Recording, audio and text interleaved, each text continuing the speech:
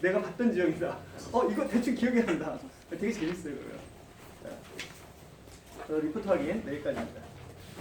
오늘은 창조와 족장 시대를 할 예정입니다. 할 것입니다.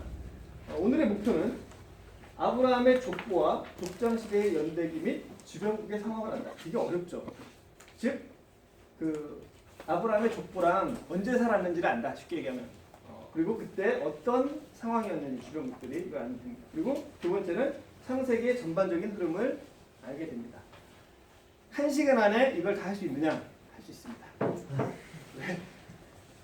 잘 가르치니까. 제가 여러분들 이거 즐겁게 해주려고 한 건지 아시죠? 이거 진짜 어디 가서 이런 얘기 하면 이렇게 제가 비난받을 수 있어요. 제가 여러분 다 이해해 주실 거라고 생각하고 이렇게 얘기를 했습니다. 자, 창세기의 개요를 간단하게 말씀드리겠습니다. 여러분들 계속 공부하는 게 여러분들 딴 데서 많이 배우실 거예요. 배우시기 때문에 제가 말씀드리는 건 약간 독특한 것들만 말씀드릴게요. 창세기 개요. 내용은 창조, 죄, 심판, 구원, 죽음으로 끝납니다. 그러니까 만물을 창조하는 것으로부터 요셉이 죽는 걸로 창세기는 끝납니다. 그러니까 주인공은 하나님에서부터 요셉까지입니다. 물론 하나님이 계속 다 주인공이시죠. 하지만 주로 나오는 인물들을 보면 아담과 하와, 가인과 아벨, 아담의 계보, 노아와 세 자녀, 아브라함의 족보, 아브라함, 이삭, 야곱, 요셉으로 끝납니다. 지리적으로는 어떻게 변동이 되느냐? 지리적으로는 창세기는 에덴에서 우르에서 하란에서 가나안, 거쳐 이집트로 종결됩니다. 그러니까 즉 에덴에서 메소포타미아라는 곳이 있는데 지나가겠습니다. 시간적으로는 태초부터 시작해서 1805년까지가 이 창세기가 끝나게 됩니다. 그러니까 BC 1805년에 창세기는 마무리가 됩니다. 요셉 죽음으로. 근데 창세기 50장인데 12장부터 50장까지 약 360년간의 기록이 있습니다. 그러니까 실제로는 거의 360년의 기록이 이렇게 맞춰져 있다는 거죠. 12장에 아브라함의 7세가 나옵니다. 아브라함은 BC 2166년 태어났고 요셉은 1805년에 죽습니다. 이 정도의 기록입니다. 그러니까 창세기가 굉장히 긴 것 같지만 그러나 우리가 집중해야 될 시간들은 그렇게 길진 않다. 이렇게 보시면 됩니다. 자, 아브라함이 기준이다. 아브라함이 기준이다. 왜 기준이 아브라함이냐? 아까 말씀드린 것처럼 12장부터 50장까지의 내용이 아브라함과 이삭과 야곱과 12아들과 그 다음에 요셉의 죽음에 관한 내용입니다. 그리고 아브라함을 부름으로써 이스라엘과 믿음의 조상 이것이 시작이 됩니다. 아브라함 이전의 역사와 연대는 사실은 정확히 알 수 없습니다. 제가 정확히 이거다라고 얘기했는데 나중에 주님 나라 가서 아니다라고 하실 수도 있거든요. 하지만 아브라함부터는 그 시대가 거의 정확하다고 볼 수 있습니다. 그리고 그렇기 때문에 우리는 아브라함이 어떤 시대를 살았는가를 이해를 하게 되면 창세기를 볼 때 그 내용들이 눈에 들어오게 되겠죠. 자, 제가 나눠드린 족장 연대표를 봐주시기 바랍니다. 족장 연대표 이거 한 장짜리입니다. 여러분 이거 제가 다 올려드릴 테니까 이거 나중에 유용하게 쓰십시오. 자, 이 연대표의 기준이 필요하겠죠. 이 연대표의 기준은 연대기 성경 읽기 여기에 나온 그 시대를 기준으로 했습니다. 그러니까 여기 연대가 기준이에요. 그러니까 보시고 제가 여기 여러 군데 이게 찝어놨죠. 이게 뭐냐? 제가 참조를 한 거예요. 그러니까 여러분들도 집에 가시면 이거 정말 좋아요. 이게 제가 강사에 있어서가 아니라 이거 기준으로 여기 진짜 별게 다 들어있어요. 잘 종합해 놓은 거예요. 그러니까 여러 가지 찾으셔도 되는데 여기 웬만한 거 참 많이 들어있어요. 그림이나 이게 쉽게 돼 있어서 나중에 강의도 한번 들으시면 더 좋으실 거예요. 자, 이 연대표를 보는 법을 좀 말씀을 드릴게요. 자, 우리가 국사를 공부하든 세계사를 공부하든 제일 중요한 거는 몇 년도에 어떤 일이 생겼느냐가 제일 중요합니다. 그래서 3.1운동은 언제 일어났습니까? 아이고 1919년에 일어났습니다. 한일합동은 1919 1910년에 일어났겠죠? 그 다음에 이거 다 외워야 돼요. 이거 공무원 시험 볼 때 이거 안 외우면 떨어져요. 네, 진짜 그리고 어떤 거는 월별로도 외웠었어요. 네. 자, 시간 순서가 이렇게 중요한데 여러분 성경은 왜 이걸 얘기하냐면 이 연대표가 100% 정확하다고는 할 수 없을 거예요. 오차가 존재할 수도 있습니다. 중요한 것은 오차가 난다 하더라도 그렇게 큰 오차가 나질 않아요. 그리고 이 시대가 지금처럼 빨리 변하는 시대가 아닙니다. 그렇기 때문에 약간의 오차가 있다 할지라도 우리가 그 시대를 이해하는 데는 전혀 문제가 없습니다. 또 하나는 이 성경의 창세기의 내용이 우리가 어떤 스토리나 이야기가 아니라 역사적인 사실이기 때문에 우리가 이 연대표가 필요한 거예요. 우리가 국사나 세계사를 볼 때 연대표를 보는 이유는 뭐냐면 그건 그때 일어난 실제 사실이기 때문에 하는 거거든요. 그러니까 우리가 창세기를 공부할 때 이 연대표를 보는 건 뭐냐면 이게 단순하게 그냥 스토리가 아니에요. 우리는 막 스토리로만 이해하는 경우가 많은데 이거는 그때 몇 년 뒤에 어떤 사건이 발생한 거예요. 아까 제가 말씀드린 것처럼 아이고 그 3.1운동이 일어난 것처럼 이때 이 일들이 일어난 것입니다. 그러니까 그렇기 때문에 이걸 통해서 우리는 또 역으로 고고학적 사실을 발견해낼 수도 있고 또 고고학적 사실을 고고학적 발견을 통해서 이 성경의 연대를 확증할 수도 있습니다. 자, 그러면 우리가 아브라함이 어떤 시대를 살았는가를 한번 볼 수가 있어요. 근데 이 표를 보는 법을 먼저 말씀을 드리겠습니다. 연대입니다. 자, 여기서 기준을 뭘로 잡았냐? 아브라함으로부터 기준을 잡았습니다. 아브라함의 아버지는 테라. 그 다음에 아브라함. 그 다음 아브라함의 뭐 10대 손이, 그러니까 10대 위가 노아인데 그것들은 여러분들이 나중에 연구를 해보세요. 연구를 해보시면 되고 어쨌든 이 연대들이 아브라함을 기준으로 데라까지는 거의 정확할 걸로 지금 판단하고 있고요. 그 이후로는 거의 정확합니다. 여기 보시면 아브라함이 175세에 죽었죠. 그때 이삭도 살고 있었습니다. 야곱은 15살이었어요. 15살. 그러면 야곱은 아브라함과 15년 정도 같이 살았겠죠.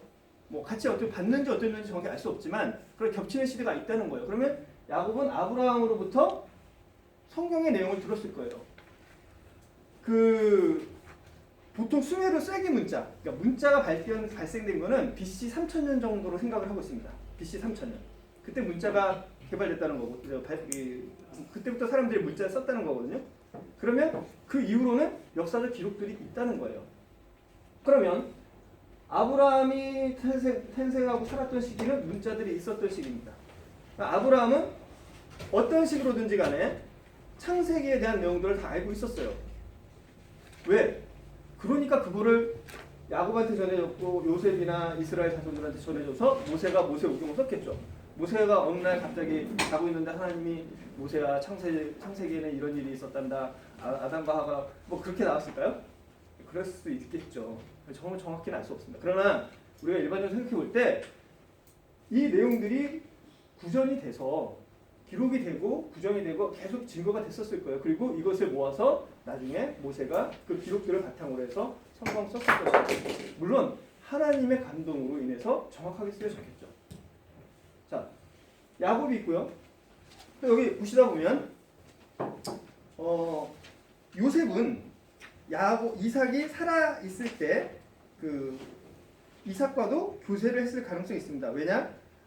요셉이 168세에 요셉은 17살 정도로 추정이 되기 때문입니다. 어쨌든 그리고 이삭이 죽고 나서 요셉은 애굽의 총리가 되고 그다음에 뭐 그 뒤에 일들이 쭉 일어납니다. 자, 여기서 여러분 여기 나오진 않은데 잠깐 그 연대표를 제가 나눠드린 걸 좀 보시면 오른쪽에 아브라함의 출생에 대해서 나와 있습니다. 아브라함의 출생에 대해서. 자, 이 내용은 여러분들이 이해하기 좀 어렵겠지만 제가 좀 설명을 잠깐 드릴게요. 설명을 좀 드리겠습니다. 자, 창세기 11장 26절부터 보면 데라는 70세에 아브람과 나홀과 하란을 낳았더라라는 말이 있어요. 그러니까 데라가 70세에 아브람과 나홀과 하란을 낳았습니다. 그리고 중간에 보면 이 데라가 자기 자식인 그 나홀과 그리고 아브라함과 그 다음에 며느리들을 데리고 또 롯도 데리고 갈대아 우르에서 떠나 가나안 땅으로 가다가 하란에 이르러 거기 거류했습니다. 그러니까 여기 보면 데라가 어디로 가려고 했냐? 가나안 땅으로 가려고 했어요. 근데 가다가 하란에서 멈췄습니다. 여러분 이제 지도를 보셨으니까 이제 눈에 그려지시겠죠? 네. 하란에서 멈췄어요. 그리고 데라 나이가 205세가 되어 하란에서 죽었습니다. 그런데 그리고 자 자, 데라가 205세에 죽었어요. 근데 아브라함은 하란에서 가나안으로 들어갈 때 아브라함의 나이가 몇 살이었냐? 75세라고 성경 기록되어 있습니다. 자, 그러면 여기 잠깐 봐주세요. 75세에 갔어요. 그러면 만약에 70세에 데라가 아브라함을 낳았다면 70세에 데라가 70세에 낳았어요. 그럼 만약에 이때 아브라함이 출생했다면 이때 데라가 죽을 때에 아브라함의 나이는 몇 살이 돼야 될까요? 130살이 돼야 돼요. 이해되셨어요? 자, 이때 데라가 70살에 아브라함을 낳았어요. 근데 데라가 205세에 죽었어요. 130년 후에. 그리고 데라가 죽고 나서 아브라함이 가나안으로 갔습니다. 이때 75살이에요. 그러면 데라가 만약에 아브라함이 70세에 태어났다면 이때 아브라함의 나이는 130살이 된 겁니다. 이해 아직 안 되시는 분? 그냥 솔직하게 손 들어보세요. 네, 다시 한번 설명을 드릴게요. 네, 여러분 이해될 때까지 해드릴 거예요. 형제가 대표로 서는 거라고 생각할게요. 대다수가 이해가 안 되는데 자, 아브라함이 하란에서 하란에서 가나안으로 갈 때 나이가 75세였어요. 그쵸? 75세였어요.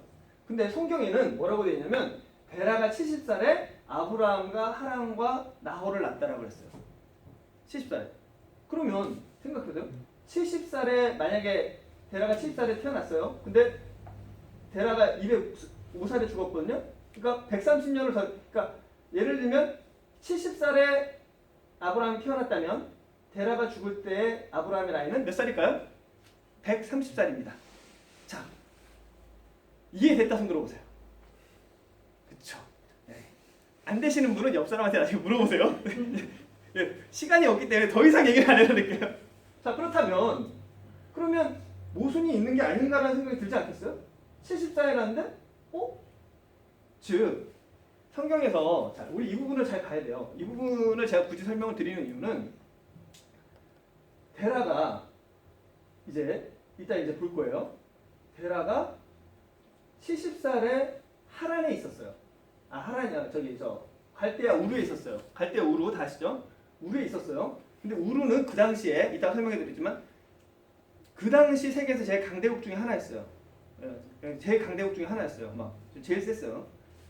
거기 있다가 데라가 이 가족들을 데리고 거기서 하란이 죽어요. 우르에서. 그러니까 큰아들 같아요.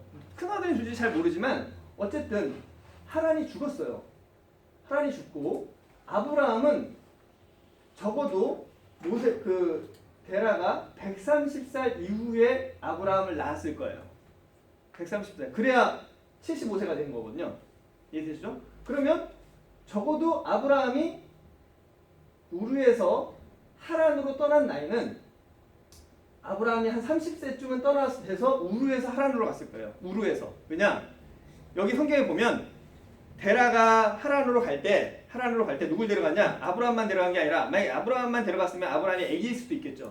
근데 사라도 데려갔어요. 그러니까 이미 그때 아브라함은 우르에서 뭘 했다?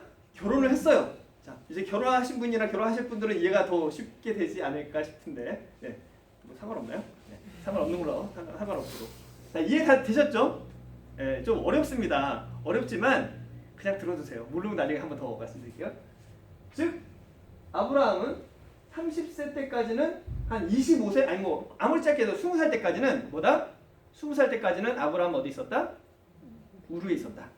그러니까 30살 때까지도 우르에 있었을지도 모른다 라는 얘기가 나와요. 그리고 나서 하란으로 왔어요. 그럼 하란에서 얼마 동안 있었을까?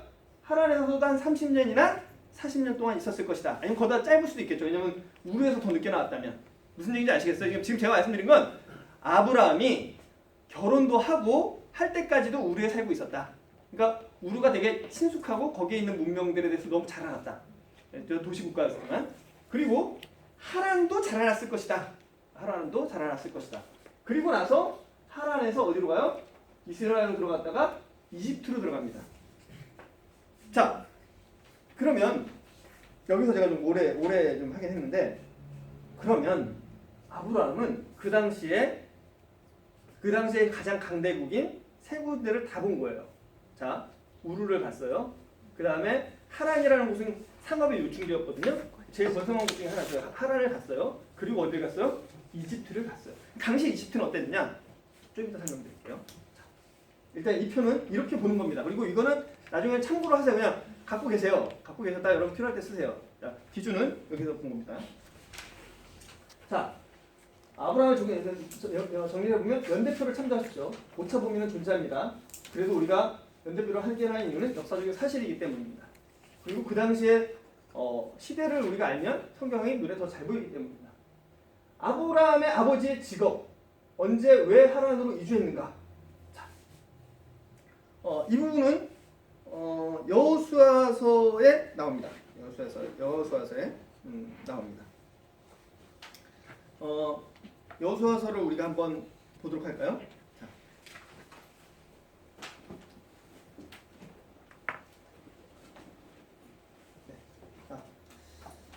제가 조금 이따 좀 더 말씀드릴게요. 이따가 보죠, 이따가.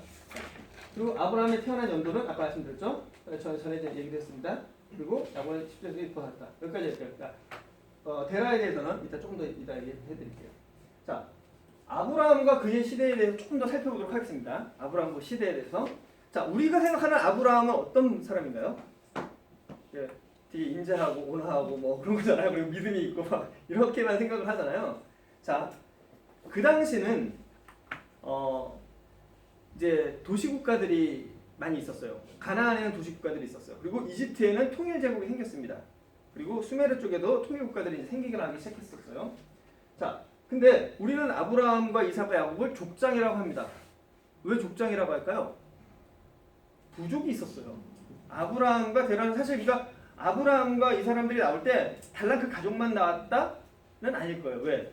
왜냐하면 이 당시에 그렇게 먼 길을 운행하고 이게 쉬운 일도 아니고 이 내용들을 봐서는 굉장히 많은 사람들이 나왔던 것 같아요. 왜냐하면 그때 제가 잠깐 지난번에 시간 말씀드렸던 것처럼 롯 때문에 북쪽 왕들이 와서 소돔을 탈취해가지고 소돔 연합군이 있었거든요. 어쨌든 북왕국과 남왕국이 싸웠어요. 그러니까 자세한 거는 제가 생각하는데, 근데 그 롯이 잡혀갈 때 아브라함이 옆에 동맹을 맺은 부족과 같이 가서 그 사람들과 싸우고 전쟁에서 이겨서 데려옵니다.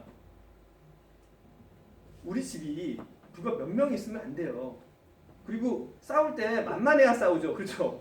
근데 이때 아브라함이 집에서 자기가 훈련하고 길리운 군인만 318명 있었어요. 그러니까 정예군 외에도 많은 사람들이 있었겠죠. 남자들 중에서 싸움 할 줄 아는 사람만 318명이에요. 근데 이 사람도 싸움 잘하는 사람들이었어요. 그래서 이 사람들을 집에서 또 여기 창세기 보면 훈련도 시켰어요. 그러니까 아브라함은 318명을 거느린 군인이자 리더였어요. 행정가였어요. 왜냐하면 집에 적어도 1000명 이상 있었을 거예요. 자기의 뭐 1000명 가까이 있지 않았을까요? 318명인만 이 정도가 군인만 이 정도가 있는데 뭐 여러 가지 딸리면 그러면 그것만 있었을까요? 거기에 뭐가 있을까요? 뭐 양도 있고 소도 있고 엄청나게 많은 것들이 있었겠죠. 그럼 거기에 행정도 있었을 거예요. 그리고 또 제사도 드렸겠죠. 그러니까 이 사람은 군인이고 행정가고 지도자고 제사장이고 여러 가지 이런 것들을 하는 사람이었을 거예요. 그리고 그 정도 되니까 주변에 있는 부족들이 위협을 느낀 거예요. 위협을 느낀 게 단순히 가서 뭐 이런 것들이 아니라 어느 정도 큰 무리가 가니까 이 사람도 가만 놔두면 위협이 될 것 같으니까. 그러니까 그런 부분들이 우리가 놓치지 말고 봐야 될 부분들이 있습니다. 재력. 이 사람이 아브라함과 이삭이 돈이 없었나? 아니에요. 재력도 있었어요. 왜냐하면 베달과 아이사에서 롯과 갈라섰어요. 왜 갈라섰느냐? 가축과 은과 금이 풍부해가지고 같이 거할 수가 없는 거예요. 가축이 많아서 롯과 이거 같이 거할 수가 없어요. 왜 갈라졌냐? 둘 다 부에서 갈라졌대요. 단지 어디를 선택했느냐가 다른 거예요. 그러니까 부한 거죠. 족장이고 부했습니다. 근데 이 사람은 하나님을 선택했어요. 아브라함도 부족한 게 되게 많았겠죠. 그렇지만 하나님께서 그가 하나님을 선택한 걸 때문에 그의 삶을 계속 인도하신 거예요. 보면 그 사람이 정말 잘했기 때문이 아니라 그 사람이 하나님을 선택했기 때문에 하나님을 선택했기 때문에 그 하나님께서 그를 계속 이끌어 가신 것을 보게 됩니다. 아브라함의 시대는 BC 아까 말한 것처럼 2166년부터 1991년까지로 BC 시대까지로 파악이 됩니다. 즉 밀레니엄 시대를 거쳤어요. 이 사람 시대에는 밀레니엄이라는 개념이 없었겠죠. 이 시대 이거는 지금 우리가 개발하는 거, 그 사람은 그냥 시간이 지나갔을 거예요. 예. 그때는 뭐 BC라는 개념이 있었던 것도 아니고. 자, 그때 어떤 일이 세계적으로 일어났는가? BC 2500년경에는 인더스와 항하 문명들이 생겼어요. 중국을 보면 2070년에 하나라가 생겼다고 합니다. 근데 실제로는 10세기 정도부터 이 나라들이 활성화가 되고 BC 221년에 중국 최초의 통일왕국이 생깁니다. 이런 역사가 있어요. 메소포타미아 쪽은 어떤가? 그러니까 지금 이 아브라함이 거주하고 있는 메소포타미아와 우르는 어떤 상황이었나를 한번 볼게요. BC 4500년 정도에 메소포타미아 문명이 있다고 합니다. 남쪽에는 이집트가 있었고요. 중간 욕진지가 가나안이었습니다. 그 다음에 수메르 문자가 3200년 전부터 쓰여졌다고 해요. 정확하지 않을 수도 있어요. 그렇지만 일반적으로 학자들은 이렇게 얘기를 합니다. 그 학자들도 나름대로 열심히 연구하는 거기 때문에 틀렸다고 할 수 없습니다. 그 BC 3000년 초기 왕조가 아카드 왕조라는 게 생겼어요. 그리고 BC 3000년 초기 왕조가 있었고 그 다음에 아카드 왕조라는 게 있고 그 다음에 우루 3왕조가 있었습니다. 우루가 도시인 줄만 알았는데 여기도 강한 나라였구나. 여러분 이것만 생각하셔도 돼요. 자, 2350년 정도에 무슨 일이 생겼느냐? 아카드에 사르곤 왕이라는 사람이 있었어요. 사르곤 왕이라는 왕이 있어요. 오락 같은 데 보면 사르곤이라는 이 사람 이름이 잘 나와요. 자, 저는 오락을 안 합니다. 네, 여러분 참고하라고 말씀드린 거예요. 이 사람이 이륜 전차를 개발해요. 그 전에 사륜이었어요. 이륜이면 장점이 뭘까요? 빠릅니다. 기동력이 늘어났습니다. 그래서 이 사람이 이거 가지고 뭐 이런 각종 무기를 개발해서 수메르 지역을, 그러니까 메소포타 지역을 최초로 통일합니다. 최초로. 네, 최초로 통일했습니다. 네. 화면도 통일되고 있죠, 까먹게. 네, 됐습니다. 자, 그리고 2150년 중에 이란 고원 쪽에서 부티족이라는 게 내려와서 아카드를 멸망시킵니다. 그러니까 아카드가 멸망되니까 그 아카드한테 정복당해 있던 우루 왕조가 다시 부흥을 하게 됩니다. 그래서 우루 3왕조라는 게 생겨요. 여러분 안 해오셔도 돼요. 그냥 이렇다는 것만 아시면 돼요. 그리고 2004년에 엘람에서 우루가 멸망됩니다. 즉 이것만 봐서는 뭐냐면 아브라함이 우루의 그 전성기 때에 있었지 않았을까? 우루의 전성기 때 우루에 살고 있었다. 그리고 그때 옮겨졌다.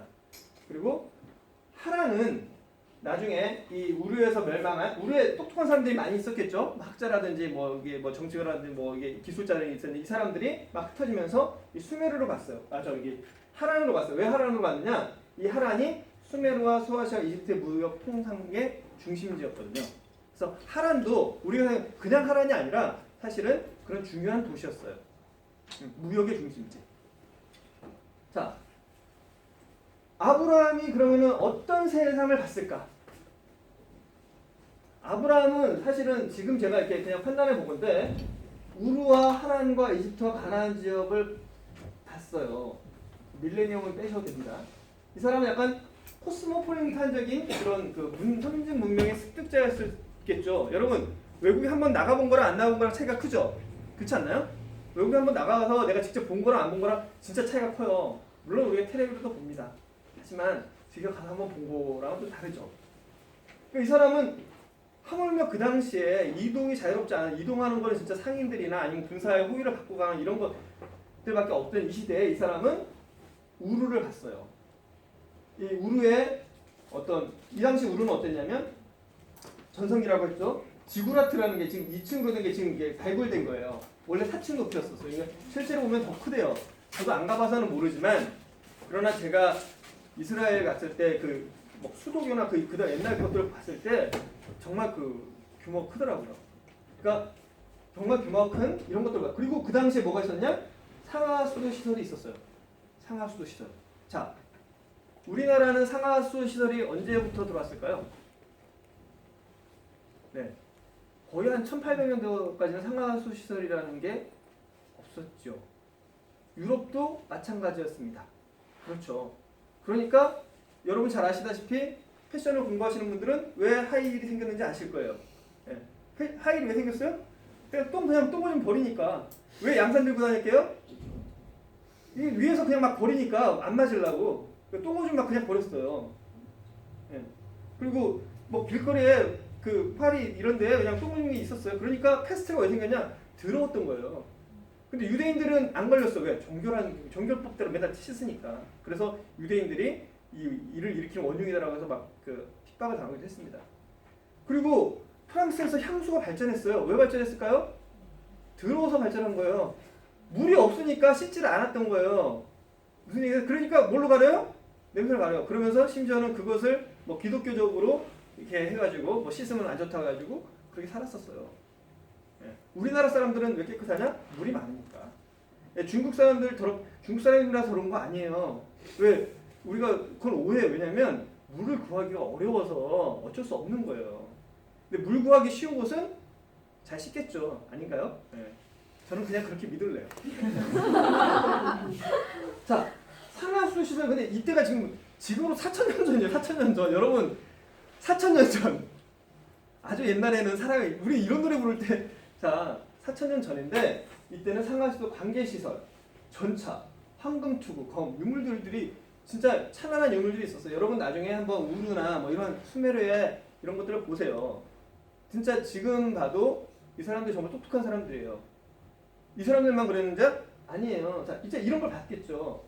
그리고 수메르에는 또 많은 신들이 있었습니다. 3,600 신들이 있었어요. 그리고 그중에 12명의 주신들이 있었고 그 중에 도시의 수호신 중에 하나가 달의 신, 풍요와 생명을 나타내는 난나신이 있었어요.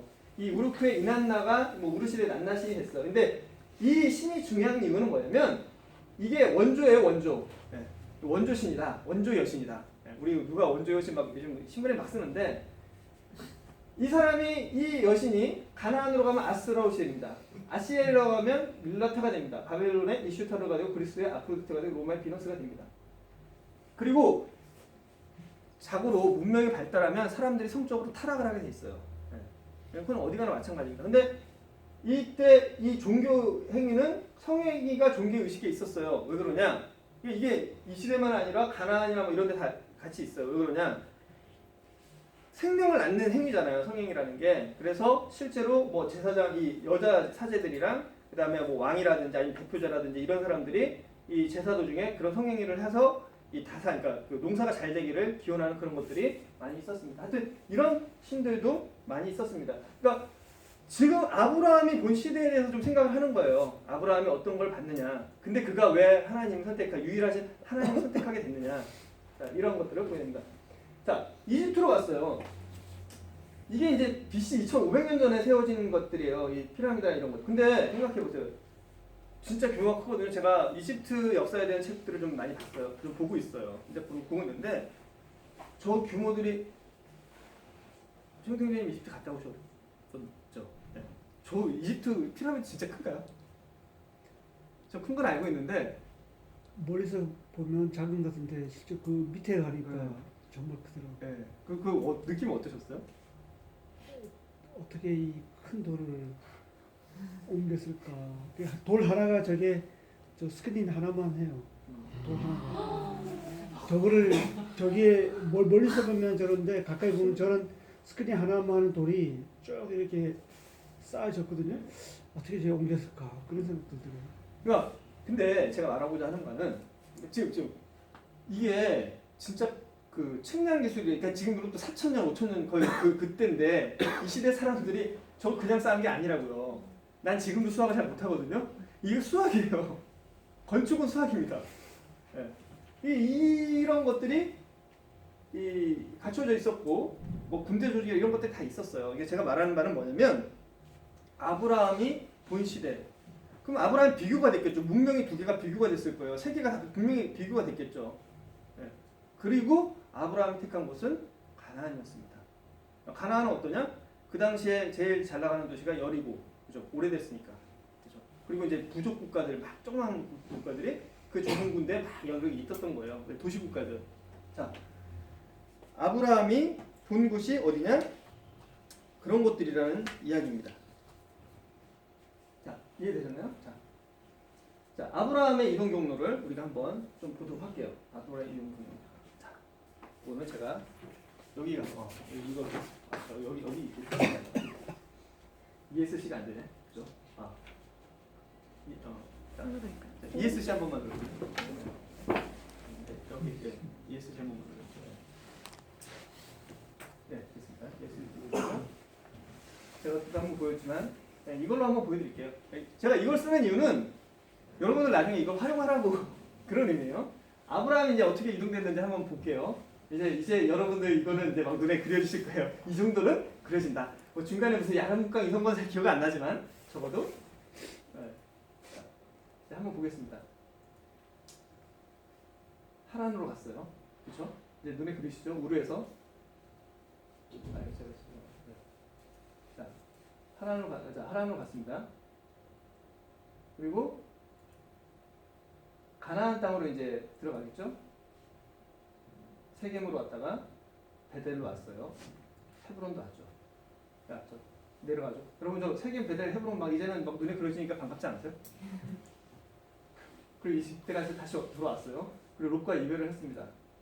그리고 제단을 쌓고, 자 롯을 구하기 위한 전쟁이 있었어요. 단에서부터 브엘세바까지. 그래서 요 단까지 가서 데려오는 것들이 나옵니다. 그래서 그리고 아브라함의 마지막 때는 어땠는가? 그날에 브엘사바에 물에 이삭을 먼저 드리고 왔습니다. 자, 이렇게 뭐 됩니다. 어쨌든 이런 식으로 다녔다라는 걸 제가 보여드리기 위해서 얘기를 했습니다. 현재 슬라이드 이제 다시 볼게요. 자, 그리고 나서 아브라함은 그런 시대를 받고 그런 시간들을 살고 있었습니다. 자, 이제 이삭과 야곱과 요셉과 12지파와 요셉의 죽음에 대해서 말씀을 드릴게요. 이거는 여러분들이 이제 개별적으로 공부하시면 돼요. 왜? 이제는 여러분들의 머릿속에 지명도 들어있고 그다음에 시대 상황도 들어있으니까 여러분들이 공부하면서 그냥 보시면 돼요. 제가 굳이 설명을 안 드려도 돼요. 이삭은 일생과 이동경로 이제 여러분이 긁어볼 수 있겠죠? 그리고 이삭에 있어서 아브라함의 늙은 적이 되게 중요합니다. 왜? 내가 결혼한 사람을 데려왔으니까. 리브가 얘기 나오고 에서와 야곱을 낳고 이 사람은 우물을 파는 사람이었습니다. 이삭의 세계관은 아브라함한테 들었겠죠. 네. 그러니까 이삭도 생각을 했어요. 이삭이 그냥 우리는 아무 생각 없이 그냥 얌전하고 뭐 그냥 별 나오지 않았다라고 생각하지만 그러나 그 고대에는 정보가 재산이었어요. 무슨 얘기인지 무역하시거나 뭐 이런 분들 특히 아실 거예요. 정보가 재산입니다. 요즘은 정보가 다 오픈돼서 돈 벌기가 어려운 거예요. 옛날에는 정보가 오픈이 안 되니까 돈 벌기가 좋았어요. 정보가 재산이거든요. 어디 비싸고 어디가 싸고 내가 가서 왔다 갔다 하면 그런 정보들을 그러니까 꼭 제 말은 뭐 무역 때문이 아니라 아브라함과 이삭을 봤을 때 이삭이 아브라함에 대한 아브라함 자식한테 그런 얘기 안 했을까요? 수도 없이 했겠죠. 많은 얘기를 했을 겁니다. 이삭도 역시 자식들한테 얘기했고 그 자식도 그 자식한테 얘기를 했을 것입니다. 그러니까 이삭의 세계관은 아브라함한테 들었을 거예요. 야곱의 일생과 이동경로 보시고 또 하란에서 또 이스라엘에 대한 이름 얻는 거 이거 보시면 됩니다. 그다음 요셉의 이동경로 이집트의 상황 대충 이제 여러분들 공부하시면 돼요. 그래서 나중에 여러분들이 막 이런 것도 관심이 생기면 그럼 이집트에 대해서도 좀 보시면 도움이 많이 되실 거예요. 그리고 12지파 요셉 이거는 우리가 다음 시간에 12지파와 출애굽에 대해서 이야기를 할 예정이에요. 그때 다시 한번 여러분께 얘기를 해드릴게요. 그래서 키포인트가 뭐냐를 이제 마지막 때 다시 한번 보여드릴 겁니다. 그래서 왜 장자권 유대에 갔는지 뭐 이런 내용들을 할 겁니다. 자, 그러면 이제 우리는 12장부터 50장까지의 내용을 대충 본 건 아니지만 중요한 어떤 포인트를 제가 잡아드렸어요. 제가 잡아드린 포인트가 있어요. 자, 이제 창조와 문명의 탄생에서 1장부터 12장까지를 이제 볼 거예요. 시간이 20분밖에 안 나왔는데 가능할까요? 네, 가능합니다. 제가 그게 맞춰서 했으니까 맞춰서 준비를 했으니까 시간이 남을 수도 있어. 왜? 시험을 안 하기 때문에. 자, 여러분들 제가 드리는 자료랑 이런 것들을 이렇게 나중에 잘 활용하세요. 제가 여러분한테 막 지식을 넣어드리려는 게 아니라 포인트를 잡아드리는 거예요. 아시겠죠? 자, 창조. 창세기입니다. 창세기. 자, 우리 창조에서 제일 중요한 게 뭘까요? 창조 순서를 외워야 돼요. 여러분, 난 창조 순서 다 안다. 손 들어보세요. 나 창조 순서 다 말할 수 있다. 못하시죠? 왜? 수도 없이 어릴 때부터 봤는데 못해요. 그래서 여러분 이거 그냥 외우세요. 네, 이거 되게 중요해요. 빛궁 땅시 햇빛의 동사. 이것만 해도 안 싫어요. 빛궁 땅시 햇빛의 동사 이거예요. 빛, 처음에 빛 나왔죠. 그다음 궁창 만들었죠. 땅씨, 땅과 씨 맺는 채소를 만들었어요. 그다음 해를 만들었어요. 해 만들었으면 뭐도 만들었어요? 달도 만들고 별도 만들었겠죠. 해피새, 그다음 피새는 뭐냐? 피쉬. 이게 제가 외우기 쉽게 하려고 그래서 피새, 해피새, 행복한 새 알죠? 네. 빛궁땅씨가 있으니까 해피새. 네. 빛궁땅씨, 해피새, 피쉬, 그다음에 새. 물고기와 새를 같이 만들었어요. 피쉬와 새를 같이 만들었어요. 아시겠죠? 동사. 그다음 뭐를 만들었냐? 그럼 우리 영어 공부할 때 제일 어려운 게 뭐예요? 동사예요, 동사. 동사 때문에 어려운 거예요. 그죠? 동물과 사람을 만들었습니다. 네. 그래서 이렇게 외우시면 좋은 게 뭔지 아세요? 저 주일학교 때 애들한테 딱 할 때 안 보고 말해요. 첫날은 뭐가 애들이 와 진짜 똑똑하구나. 아니에요. 이거 외우면 되는 거예요. 그럼 따라해보세요. 빛궁땅씨 해피새 동사. 빛궁땅씨 해피새 동사. 네, 이거 진짜 필요해요. 우리가 선생님을 하거나 남들 가르칠 때 진짜 필수적인 것들은 알아야 돼요. 그래서 빛궁땅씨 해피새 동사 써놓고 그냥 다니면서 외우시면 돼요. 단지 피쉬다. 피쉬야. 저 지금 스킬을 가르치는 거예요. 빗구다니서 그다음 안식 그냥 그다음에 쉬는 거예요. 안식은 안식은 안 해도 돼요. 그냥 빛궁땅씨 해태 동생. 그다음 일곱째 날 쉬었죠. 이건 다 아는 거니까. 자, 근데 여기서 제가 여러분들께 말씀드리는 건 뭐냐면 하루의 개념이라는 거예요. 하루가. 예, 그렇죠. 저녁이 되고 아침이 되니 이는 첫째 날이라. 저녁이 되고 아침이 둘째 날이라. 근데 해는 몇 번째 날에 만들었어요? 네 번째 날에 만들어졌습니다. 네 번째 날에. 아니 그럼 하루의 개념이 어떻게 되는 건가요? 생각해보세요. 태양이 만들어지기 전에 빛, 궁창, 그 다음에 땅과 씨 맺는 채소, 그렇죠? 이게 만들어졌어요. 그 다음에 태양이 이해가 안 되죠. 네. 빛, 궁, 땅, 씨, 맺는 동사. 자, 네 번째 날에 만들었어요. 그러면 해와 달과 광명을 만들었다는 건 뭘까요? 그 은하계를 창조했다는 얘기 같지 않으세요? 생각해보세요. 그전에는 그럼 은하계가 없었던 건가요? 궁금하죠? 네, 제가 궁금하다고 말씀드리는 거예요. 그럼 태양은 없는데 어떻게 빛이 있을까요? 이해되세요? 네, 이해될 수 있습니다. 네. 빛이라는 것은 전 잘 몰라요. 물리학도 잘 몰라요. 그런데 빛이라는 개념이 있으니까 태양이 생겨서 빛이 나는 거겠죠. 예를 들면 우리가 형광등이 있다 하더라도 빛이라는 게 없다면 이 빛을 발할 수가 없을 거예요. 이해되시나요? 그냥 그 정도만 이해하시면 돼요. 물리학을 모르는 사람으로는 이 정도까지만 이해하면 됩니다. 물리학을 이해하시는 분들은 좀 더 자세히 이해하시면 되고요. 자, 제가 이 얘기를 왜 드리냐면 여기서 굉장히 많은 것들을 얻을 수가 있는데 여러분 제가 참고 도서를 말씀드릴게요. 창세기의 시공간성이라는 책이 있습니다. 프란시스 셰퍼 박사가 썼습니다. 한번 보시면 정말 좋아요.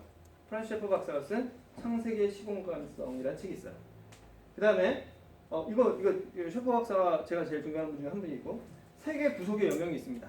이거는 우리 모임의 아이언사이드 형제님이 쓰신 거예요. 아이언사이드 형제님이 쓰신 겁니다. 그러니까 이 두 개를 보면 이 창승조에 대해서 좀 더 넓고 깊은 생각들을 가질 수 있습니다. 그래서 이것들에 대한 관련들을 가질 수 있어요. 그리고 실제로 창세기라는 건요. 구원받으면 다 믿어지는 거예요. 구원받지 않으면 안 믿어져요. 구원받지 않으면 안 믿어지니까 어떻게 해요? 어떻게든 맞춰보려고 노력을 하는 거예요. 근데 구원받으면 일단은 믿어집니다. 믿음의 눈으로 우리가 설명을 하는 거예요. 그래서 사실 사람들한테 우리가 과학적으로 설명을 하지만 그럼 거기는 한계가 있어요. 진짜는 믿어지는 거예요. 자, 그러면 우리가 첫 번째 창조에 대해서는 넘어가겠습니다. 여러분들이 이런 것들을 생각하시고 좀 더 저런 책들 한번 보시면 도움이 될 것 같아요. 자, 에덴 동산과 아담과 하와가 있습니다. 에덴의 위치. 에덴은 어디에 있었을까요? 에덴은 어디에 있었을까요? 의견이 분분합니다. 근데 크게 두 가지 의견이 있어요. 아까 갈대아 우르 있는 그쪽, 그 메소포타미아와 티그리스 강이 만나는 그쪽이 이제 아마 그 에덴 동산이 있었을 거다라고 생각하는 그 추측이 제일 많아요. 왜? 그쪽에서부터 문명이 발생했고 뭐 여러 가지 이유를 들어서. 근데 또 예루살렘이라고 하는 사람도 있어요. 예루살렘이 어떻게 그럼 네 강이 어떻게 만나느냐? 위쪽에 두 개 강이 있잖아요. 티그리스 그리고 나일 강이 있죠. 뭐 그래서 근데 뭐 노아의 후손에는 뭐 거기가 예루살렘에서 만났었다고 내 지각분도 뭐 이런 얘기도 있어요. 그건 중요한 얘기는 아니고 에덴의 위치는 우리가 사실은 우리 신앙에 그렇게 중요한 얘기는 아니에요. 자, 근데 왜 하와의 말을 들었을까? 이게 더 중요하죠. 아담이 왜 하와의 말을 들었을까? 남자들은 때가 되면 다 아실 거예요. 하와의 말을 듣습니다. 자, 근데 오늘 뭐 이거는 제가 이제 여담으로 하는 거고요. 한자에 담긴 창세기의 비밀이라는 책이 있어요. 그 미션하우스에서 나온 거예요. 그러니까 여기 이제 제가 간단하게 뭐 이렇게 그 뭐 보신 적 있죠 이거? 이게 보신 적 있어요? 제가 주일학교에 복음 전할 때 이걸 한번 써본 적이 있어요. 죄송한데 ESC 한 번만 더 눌러주시면 감사하겠습니다. 네. 자 여기 보시면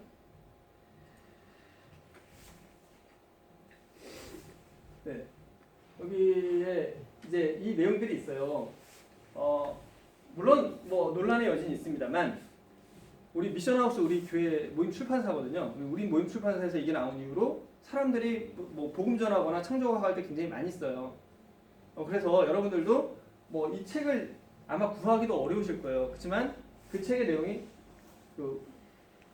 그래도 국내에서는 가장 권위 있게 받아들여지는 다들 아마 그 책에서 다 나온 거예요. 그래서 이거를 누가 이제 그림으로 만들어 놓은 게 있어요. 무슨 일이었을까? 그래서 뭐 이런 것들을 활용할 수가 있습니다. 나중에 이 자료들을 또 올려드릴 테니까 여러분께 한번 쭉 보시면 이해도 되실 거고 이런 부분도 있구나.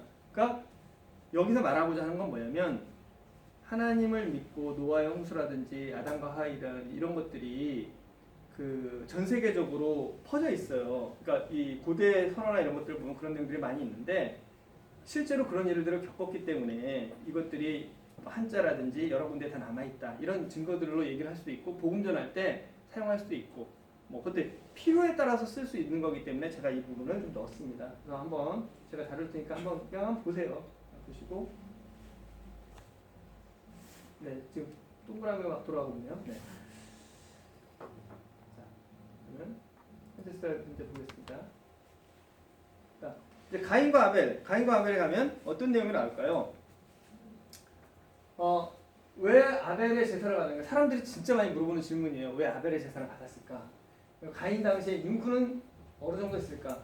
아담은 몇 살에 자녀를 낳았을까? 그리고 가인이 만든 에녹성이라는 게 있어요. 그리고 라멕과 자녀들 해가지고 도시 언명들이 나와 있습니다. 자, 이런 부분들을 여러분들이 공부를 하시면 되는데 한번 생각해 보시고 한 번 더 이런 부분들을 관심을 가지고 이 가인과 아벨 얘기를 보시면 좋습니다.